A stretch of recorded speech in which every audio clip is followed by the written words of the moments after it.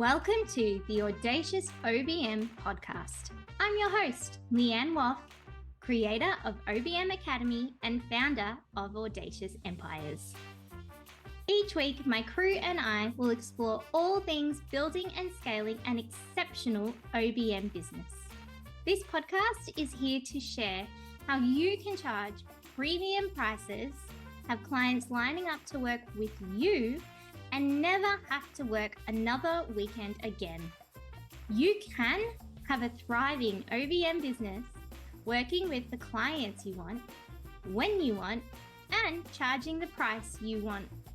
It's time to banish mediocre and become the standout, sought after OBM you know you can be. Hello. Welcome to another episode of the Audacious OBM. I'm Leanne Woff, and today we are talking about how many clients should an online business manager have? Why your big client is your worst mistake. Okay, so I wanted to chat to you about this today because I was speaking with one of my OBM Academy students earlier. And something that she said really stuck with me. And that is that she'd been speaking to lots of other experienced VAs or people in the OBM space who had been working in the industry for quite a long time. So they're quite successful. And she was feeling like she'd done the wrong thing, because these experienced people and other coaches had said to her, you have too many small clients. Why are you operating like that? You need a big client. Now, as soon as she said that, I was shocked, because generally that is not the advice I would give someone. And here's why. In my opinion, it makes life harder. And there is a few things that you need to consider if you're going to bring in a big client that's going to make life easy, because you have to work with less people.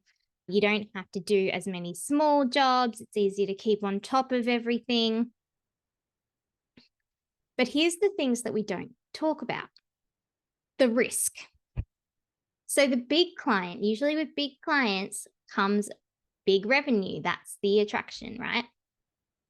But it has the risk of putting all of your eggs in one basket, which means that while it can have a quick boost in revenue and that can feel amazing, it also creates a lot of risk for you, because what happens if that contract doesn't go ahead, or it is going really well and you're so happy and you're getting along great with the client, and then their factory burns down. And all of a sudden, you don't have your place with them anymore.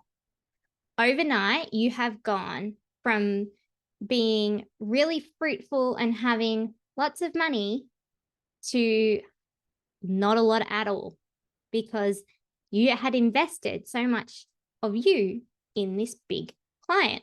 So it's actually quite a large financial risk. Another thing that we don't really consider, or that we don't talk about, is the fact that when you have a big, amazing client, it tends to stunt your business growth for practical reasons. You spend so much time servicing this client, and you really appreciate having a big client. So then it's the investment of time, plus it's then the client satisfaction piece and the nurture of this client. And your resources become limited. And so what naturally starts to happen is the marketing falls away, the networking falls away, the working on your business instead of in your business falls away, right? And at the time, you know that it's probably not the best idea, but it's what's necessary, and it's bringing the money in. So it's like, cool, great, let's do it. The next thing is that it's not scalable. Because if you're working quite closely with a big client, guess what? That big client is always going to want to work with you specifically. They are a client of yours and your person, not your brand, not the business. If you get somebody else in to help, that big client probably isn't going to like it very much because that's not what they're used to, and that's not really what they signed up for. So even if you get to the point where you think, oh, this is just too much, I need to scale back a bit, the likelihood is that you won't be able to with that big client. So in a way, we are giving ourselves less options. Another risk that we really need to consider, and especially for our clients, we need to start having these conversations, is the difference between an employee and a contractor. Because there are all different laws depending on the country and the state that you live in. But I know here there are definite laws and rules around what is considered a contractor and what is considered an employee. And one of those factors is how much of your income and how much of your business effort goes into supporting a variety of clients. And if you are starting to hit that limit and possibly be deemed as an employee, then you're actually putting your client at risk, because technically that's how the law sees you. You're an employee, and then you might end up having that client might have other obligations to you that even if you weren't requesting them, they still need to be fulfilling. And then if the governing body finds out that technically they're an employee and you as the employer, your client, aren't giving them these benefits or these necessities, well, then they're going to get in trouble. And not everybody knows this. And it is all information that can be found and is available, but it changes and it changes over time and it's different in every place. But it's still worth knowing that information and sharing it, because I would hate to be working really well with a client, work with them for a long time, and then find out that they've received a slap on the wrist or a big, big fine for an arrangement we had together, and I didn't really think about it and they didn't really think about it. So it is worth a conversation, and it is something that comes into play when you're starting to put all your eggs in one basket. And then the final thing that I want to highlight is the mental and the emotional toll if, for whatever reason, this contract doesn't last. It might only be for a small period, or something in the business might change. But what we tend to do is we lose a client and then we think, what did I do wrong? How did I stuff this up so badly? And we start to go down this negative spiral. And then on top of that, we're faced with feelings of failure. I finally was getting the amount of revenue that I wanted. I was finally getting paid properly. I could see all of my options, and now all of a sudden, they're all gone. And how did I get here? I feel like I'm back at the start. And you know what? None of that is actually true. But as humans, we still have to process each piece of that until we come out the other side. And it's not a great place to be. And in my opinion, I would like to keep that place and how long I'm in that place to a minimum. So no, I disagree.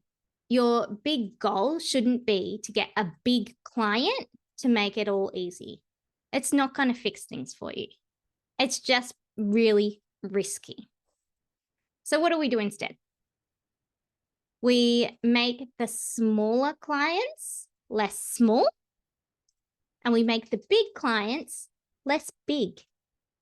And what I mean by that is you might have a group of small offers that you have. They don't bring in a lot of revenue, but they're there and you can do it and it's great. Instead of them being at the price you have them now, increase them a little bit and possibly make those offers a bit larger. Think a little bit bigger. Not astronomically, like they can still be, on the smaller end, but let's just make them a bit more chunky so that then you're getting a little bit more revenue in with each one of them. Then we want to make the big ones less big. So think about that type of client and think, okay, how can I pull this down into a package or an offer that's maybe a piece of what I was doing? And then maybe I can have 3 clients at that level instead of just one big one. And then that way, if I lose one, I have some time to get another one before the whole ship sinks. Or if we're really, really convinced, now we just want a really big client and then to have a handful of smaller clients that we service too, make sure you build in a buffer with that big client so that then no matter what happens, you can put some money aside. And if you lose that client, you've got a few months to find another one. And then you don't end up in this panicky position. What we want to be doing is keeping the profit level very similar. So just because we have smaller offers and bigger offers doesn't mean that the smaller offers need to have less profit or be less profitable. They're just bite-sized pieces. They're still just as good a service. It's just a piece of it instead of a whole big chunk of it. And so if we can balance out that profit a bit more, we don't have to keep putting big amounts of effort and energy into these jobs that take heaps and heaps of time. The revenue, though, that's what makes the big ones big. If we know that our profit is fairly even across the board, then it is the revenue factor that comes into play. And it means that we have to sell less to get the same amount of money, essentially. And so what if we can create some more organic marketing systems within our business to keep the revenue coming in? Because the reality is with smaller offers, you need to sell more of them. You need to market more of them to different people. And that's where we kind of struggle because it feels like we're selling all the time. But if we're not just selling, and if we have some systems in place to keep ourselves visible and to be speaking to our audience and the clients who really want what we have, then it's not going to feel like selling all the time. Plus, the fact that we've made our smalls a little bit bigger and our bigs a little bit smaller means that we actually don't need to sell as many across the board. We want to create a nice big picture. So that's really what I wanted to talk to you about today. And it is your business can look however it wants. And if you are thinking about taking on that big client, just think about the full picture of it. There is no, oh, these people are successful and they said I have to, so I do. It's just not true. You get to do what you're comfortable with doing. And I don't want anybody to ever feel like they were going in the right direction and they had it all sorted and they felt on top of the world. And then it all came crumbling down because of one client. One client does not make your business. Your business and all of the pieces of it are what make your business. Thanks, guys. Have a great week.